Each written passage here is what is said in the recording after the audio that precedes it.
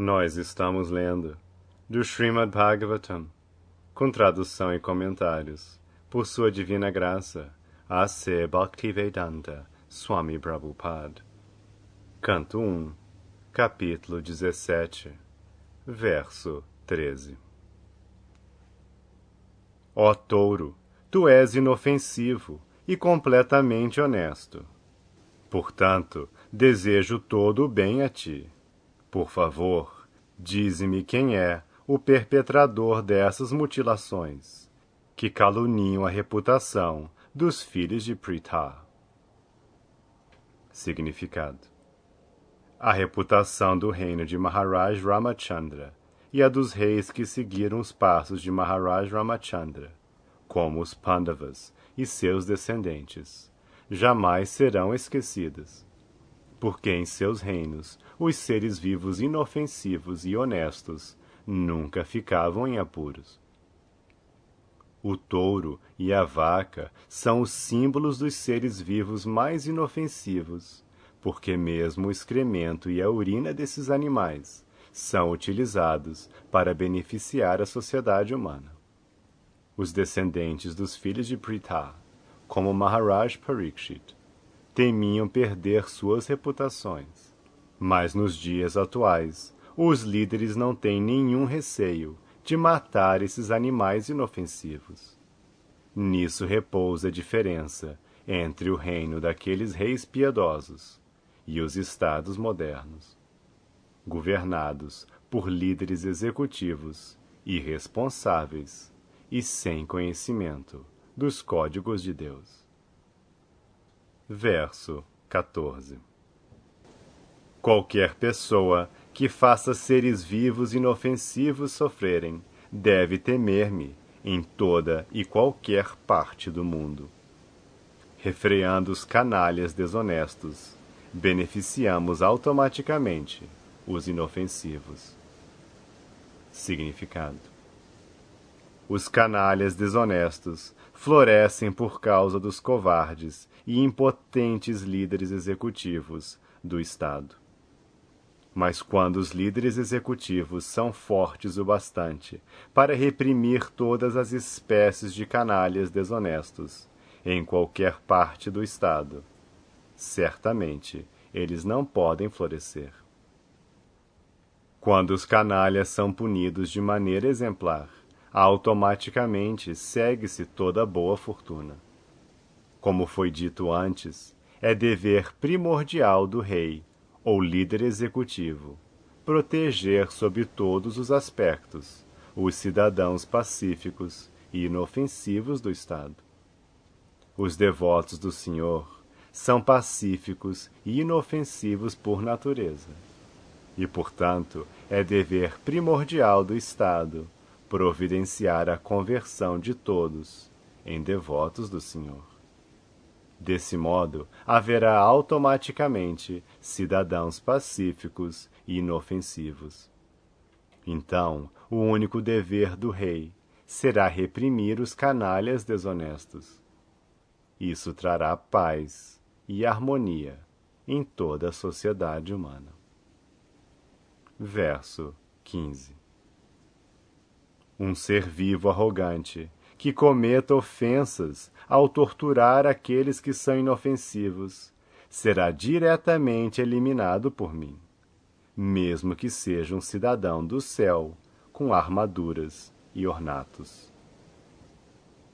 Significado: os cidadãos do reino celestial chamam-se Amara, ou imortais, devido a possuírem um longo período de vida, muito maior que os dos seres humanos. Para um ser humano que tem uma duração de vida de no máximo 100 anos, um período de vida que se expande por milhões de anos é certamente considerado imortal. Por exemplo, aprendemos no Bhagavad Gita que no planeta Brahmaloka a duração de um dia é calculada como de 4.300.000 vezes 1.000 de anos solares. Da mesma forma, em outros planetas celestiais, um dia calculado como 6 meses deste planeta, e os habitantes obtêm uma vida de 10 milhões de seus anos. Portanto, em todos os planetas superiores, desde que o período de vida é muito maior que o do ser humano, os cidadãos são chamados imortais, por imaginação, embora, na verdade, ninguém no universo material seja imortal. Maharaj Parikshit desafia até mesmo esses cidadãos do céu, se eles torturam os inofensivos. Isso significa que o líder executivo do Estado deve ser tão forte como Maharaj Parikshit, para que ele possa estar determinado a punir os mais fortes ofensores. O líder executivo do Estado deve manter o princípio de que o ofensor dos códigos de Deus seja sempre punido. Verso 16. O dever supremo do rei governante é dar toda a proteção a pessoas que cumprem a lei e castigar aqueles que se extraviam das prescrições das Escrituras em ocasiões ordinárias, quando não há emergência. Significado: nas Escrituras menciona-se apad dharma, ou dever ocupacional, em épocas de acontecimentos extraordinários. É dito que, às vezes, o grande sábio Vishvamrita tinha que se alimentar da carne de cães em alguma posição perigosa extraordinária. Em casos de emergência, pode ser permitido a alguém de se alimentar da carne de animais, de todas as espécies. Mas isso não significa que deva haver matadouros regulares para alimentar carnívoros, e que esse sistema deva ser incentivado pelo Estado. Ninguém deve tentar alimentar-se de carne em épocas ordinárias, simplesmente para satisfazer o paladar. Se alguém o faz, o rei ou líder executivo deve puni-lo por gozo grosseiro. Há preceitos escriturais regulares para diferentes pessoas ocupadas em diferentes deveres ocupacionais. E aquele que as segue chama-se Swadharmastha, ou fiel a seus deveres prescritos. No Bhagavad Gita 18:48, aconselha-se que ninguém deve abandonar seus deveres ocupacionais prescritos, mesmo que eles nem sempre sejam impecáveis. Esse Swadharma pode ser violado em casos de emergência, se a pessoa é forçada pelas circunstâncias, mas ele não pode ser violado em ocasiões ordinárias. O líder executivo do Estado deve zelar para que tal Swadharma, seja ele qual for, não seja alterado pelo seguidor. E ele deve dar toda a proteção ao seguidor do Swadharma.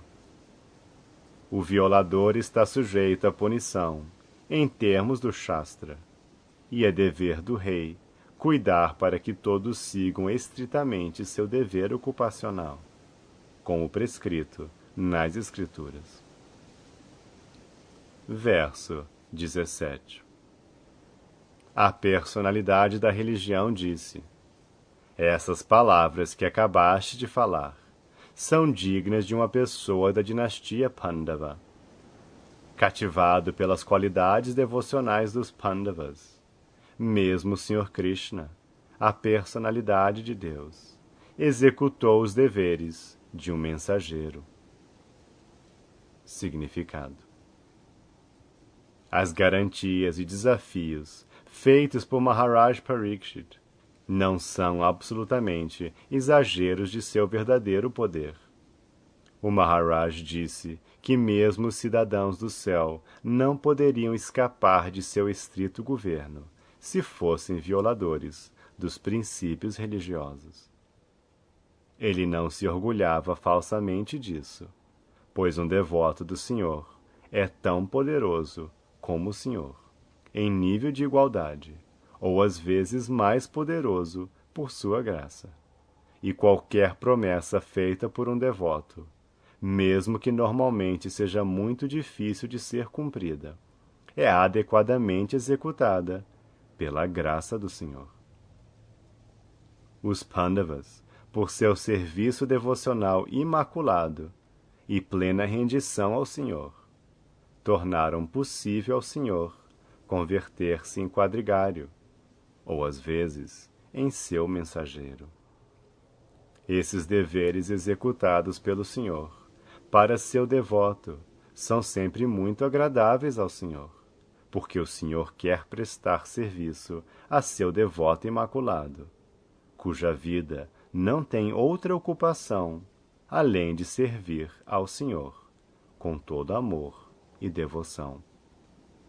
Maharaj Parikshit, neto de Arjuna, o célebre servidor amistoso do Senhor, era um devoto puro do Senhor, como seu avô, e por isso o Senhor estava sempre com ele, mesmo desde a época em que ele estava desamparadamente dentro do ventre da mãe, e foi atacado pela abrasante arma Brahmastra de Ashwatthama. Um devoto está sempre sob a proteção do Senhor, e, portanto, a garantia de proteção dada por Maharaj Parikshit nunca poderia estar desprovida de significado. A personalidade da religião aceitou este fato e assim agradeceu ao rei por ele ser fiel à sua elevada posição. Verso 18. Ó maior entre os seres humanos, é muito difícil determinar o canalha particular que tem causado nossos sofrimentos, porque estamos confusos ante todas as diferentes opiniões de filósofos teóricos. Significado: há muitos filósofos teóricos no mundo que apresentam suas próprias teorias de causa e efeito, especialmente sobre a causa do sofrimento e seus efeitos sobre diferentes seres vivos. Geralmente, há 6 grandes filósofos: Kanada, o autor da filosofia Vaisheshika; Gautama, o autor da lógica; Patanjali, o autor da yoga mística; Kapila, o autor da filosofia Sankhya; Jaimini, o autor da Karma Mimamsa; e Vyasadeva, o autor do Vedanta Darshana. Embora o touro, ou a personalidade da religião, e a vaca, a personalidade da terra, soubessem perfeitamente bem que a personalidade de Kali era a causa direta de seus sofrimentos, ainda assim, como devotos do Senhor, eles também sabiam que sem a sanção do Senhor, ninguém poderia infligir-lhes provações. Segundo Padma Purana, nosso problema atual deve-se à frutificação dos pecados que estavam na forma de sementes. Mas mesmo os pecados, em forma de sementes, também se esvaem gradualmente pela execução do serviço devocional puro. Assim, mesmo que os devotos vejam os malfeitores perversos, eles não os acusam dos sofrimentos que lhes infligem. Eles têm certeza de que o malfeitor perverso é levado a agir por alguma causa indireta, e, portanto, eles toleram os sofrimentos, julgando-os como sendo dados por Deus em pequenas doses, pois, de outro modo, os sofrimentos teriam sido maiores. Maharaj Parikshit queria obter uma declaração acusatória contra o direto malfeitor perverso, mas eles negaram-se a dá-la, baseado no que se mencionou acima. Os filósofos especulativos, contudo, não reconhecem a sanção do Senhor.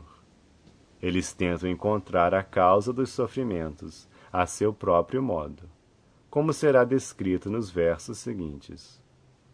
Segundo Srila Jiva Goswami, os próprios especuladores estão confusos, e assim não podem saber que a causa última de todas as causas é o Senhor Supremo, a personalidade de Deus. Verso 19. Alguns filósofos, que negam toda espécie de dualidades, declaram que a própria pessoa é responsável por sua felicidade ou aflições pessoais. Outros dizem que poderes sobre-humanos são responsáveis, enquanto outros ainda dizem que a atividade é responsável. E os materialistas grosseiros afirmam que a natureza é a causa última.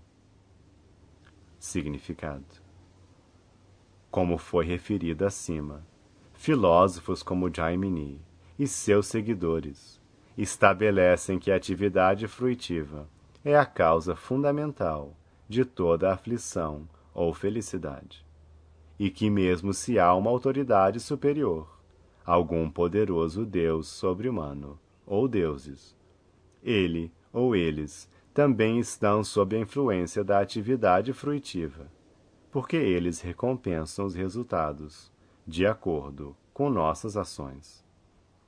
Eles dizem que a ação não é independente, porque a ação é executada por algum executante. Portanto, o próprio executante é a causa de sua própria felicidade ou aflição. No Bhagavad Gita 6.5, também se confirma que através de nossa própria mente, livre da afeição material, podemos salvar-nos dos sofrimentos das dores materiais. Assim, não devemos enredar-nos na matéria através das afeições materiais da mente. Desse modo, nossa própria mente é nossa amiga ou inimiga no que se refere à nossa felicidade ou aflição materiais. Os sankhyaístas materialistas e ateus concluem que a natureza material é a causa de todas as causas. Segundo eles, as combinações de elementos materiais são as causas da felicidade e aflição materiais, e a desintegração da matéria é a causa da liberação de todas as dores materiais. Gautama e Kanada acham que a combinação atômica é a causa de tudo, e os impersonalistas como Ashtavakra revelam que a refulgência espiritual do Brahman é a causa de todas as causas. Mas no Bhagavad Gita, o próprio Senhor declara que ele é a fonte do Brahman impessoal, e portanto ele, a personalidade de Deus, é a causa última de todas as causas. Também se confirma no Brahma Samhita que o Senhor Krishna é a causa última de todas as causas. Verso 20. Há também certos pensadores que acreditam que ninguém pode descobrir a causa da aflição através da argumentação, nem conhecê-la pela imaginação, nem expressá-la por palavras. Ó sábio entre os reis, julga por ti mesmo, pensando em tudo isso com tua própria inteligência. Significado: os Vaishnavas, os devotos do Senhor, acreditam, como se explicou acima, que nada pode acontecer sem a sanção do Senhor Supremo. Ele é o diretor supremo, pois ele confirma no Bhagavad Gita 15.15 que ele, como Paramatma onipenetrante, permanece nos corações de todos e mantém vigilância sobre todas as ações e testemunha todas as atividades. Refuta-se aqui o argumento do ateísta de que ninguém pode ser punido por seus malfeitos, a menos que estes sejam provados diante de um tribunal de justiça qualificado, pois aceitamos a testemunha perpétua e companheiro constante do ser vivo. Um ser vivo pode esquecer-se de tudo o que tenha feito em sua vida passada ou presente. Mas devemos saber que na mesma árvore do corpo material, a alma individual e a alma suprema, como Paramatma, estão sentados como dois pássaros. Um deles, o ser vivo, está desfrutando os frutos da árvore, ao passo que o Ser Supremo ali está para testemunhar as atividades. Portanto, o aspecto Paramatma, a alma suprema, é na verdade a testemunha de todas as atividades do ser vivo. E somente através de sua orientação, o ser vivo pode lembrar ou esquecer o que ele tenha feito no passado. Ele é, portanto, tanto Brahman impessoal onipenetrante, quanto Paramatma localizado nos corações de todos. Ele é o conhecedor de todo o passado, presente e futuro, e nada pode ser escondido dele. Os devotos conhecem essa verdade, e por isso cumprem seus deveres sinceramente, sem estar demasiadamente ansiosos por recompensas. Além disso, ninguém pode calcular as reações do Senhor, nem pela especulação, nem pela erudição. Porque ele põe alguns em dificuldade e não o faz com outros. Ele é o supremo conhecedor do conhecimento védico e, por conseguinte, ele é o verdadeiro Vedantista. Ao mesmo tempo, ele é o compilador do Vedanta. Ninguém é independente dele, e todos estão ocupados a serviço dele, de diversas maneiras. No estado condicionado, esses serviços são prestados pelo ser vivo, sob a força da natureza material, ao passo que no estado liberado, o ser vivo é auxiliado pela natureza espiritual, no voluntário serviço amoroso ao Senhor. Não há incongruência ou inebriamento em suas ações. Todas estão no caminho da verdade absoluta. Bhishmadeva avaliou corretamente as ações inconcebíveis do Senhor. A conclusão, portanto, é que os sofrimentos do representante da religião e os sofrimentos da representante da terra, da forma como estavam presentes diante de Maharaj Parikshit, foram planejados para provar que Maharaj Parikshit era o líder executivo ideal, porque sabia bem como proteger as vacas, a terra, e os brahmanas, os princípios religiosos, os dois pilares do avanço espiritual. Todos estão sob o completo controle do Senhor. Ele está completamente correto em sua ação quando deseja que algo seja feito por alguém, sem consideração do caso particular. Maharaj Parikshit teve, assim, sua grandeza posta à prova. Vejamos agora como ele resolve isso com sua mente sagaz. Verso 21. Suta Goswami disse: Ó melhor entre os brahmanas, o imperador Parikshit, ao ouvir a personalidade da religião falar, ficou plenamente satisfeito e, sem erro ou remorso, replicou. Significado: a afirmação do touro, a personalidade da religião, estava cheia de filosofia e conhecimento, e o rei ficou satisfeito, uma vez que ele pôde entender que o touro que ora sofria não era comum. A menos que sejamos perfeitamente versados na lei do Senhor Supremo, não podemos falar tais coisas, tocando em verdades filosóficas. O imperador, estando também em igual nível de sagacidade, replicou à altura, sem dúvidas ou erros. Verso 22. O rei disse: Ó tu, que estás sob a forma de um touro, tu conheces a verdade da religião e estás falando de acordo com o princípio de que o destino prescrito para o perpetrador de atos irreligiosos também é prescrito para aquele que identifica o perpetrador. Sem dúvida, não és outro senão a personalidade da religião. Significado: a conclusão de um devoto é que ninguém é diretamente responsável por ser um benfeitor ou um patife malfeitor, sem a sanção do Senhor.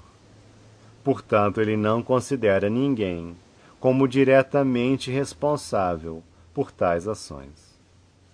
Mas em ambos os casos, ele toma como certo que tanto o benefício quanto a perda são enviados por Deus. E assim, isso acontece pela graça dele. No caso do benefício, ninguém negará que é enviado por Deus.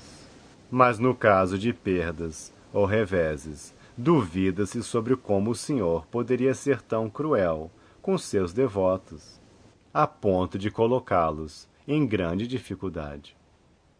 Jesus Cristo foi, aparentemente, posto em dificuldade tão grande, sendo crucificado pelos ignorantes, mas ele nunca ficou irado com os patifes malfeitores. Esta é a maneira de aceitar uma coisa, quer favorável, quer desfavorável. Desse modo, para um devoto, o identificador é igualmente pecador, como o patife malfeitor.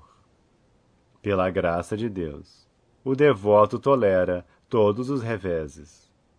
Maharaj Pariksit observou isso, e portanto ele pôde entender que o touro não era outro senão a própria personalidade da religião.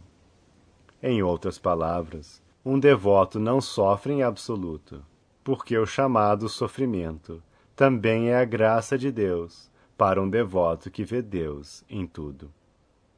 A vaca e o touro nunca apresentaram nenhuma queixa diante do rei por serem torturados pela personalidade de Kali, embora todos façam tais queixas diante das autoridades do Estado. O comportamento extraordinário do touro fez o rei concluir que o touro era certamente a personalidade da religião, pois ninguém mais poderia entender as complexidades mais sutis dos códigos da religião. Verso 23. Conclui-se desse modo que as energias do Senhor são inconcebíveis. Ninguém pode avaliá-las através da especulação mental ou do malabarismo de palavras. Significado: pode ser que se pergunte por que um devoto deve abster-se de identificar os executores, embora ele saiba claramente que o Senhor é o executor último de tudo. Conhecendo o executor último, uma pessoa não deve passar por ignorante do verdadeiro executor. Para responder a essa dúvida, a resposta é que o Senhor também não é diretamente responsável, pois tudo é feito por sua representante, Maya Shakti, ou a energia material. A energia material está sempre provocando dúvidas sobre a autoridade suprema do Senhor. A personalidade da religião sabia perfeitamente bem que nada pode ocorrer sem a sanção do Senhor Supremo. Mas mesmo assim, ele foi posto em dúvida pela energia ilusória. E desse modo, absteve-se de mencionar a causa suprema. Essa dúvida devia-se à contaminação tanto de Kali quanto da energia material. Toda a atmosfera da era de Kali é reforçada pela energia ilusória, e a proporção dessa medida é inexplicável.